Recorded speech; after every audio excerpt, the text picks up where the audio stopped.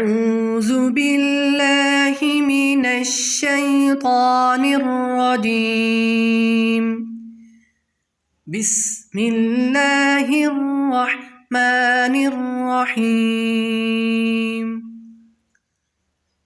اللهم آنس وحشتي في قبري.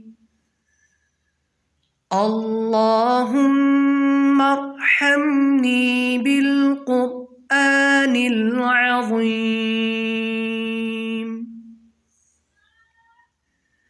واجعله لي إماما ونورا وهدى ورحمة. اللهم ذكرني منه ما نسيت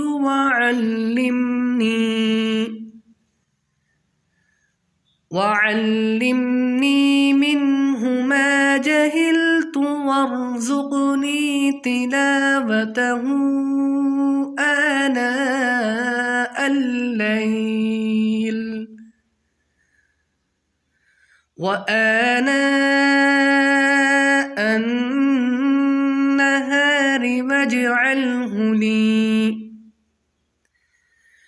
واجعله لي حجة يا رب العالمين.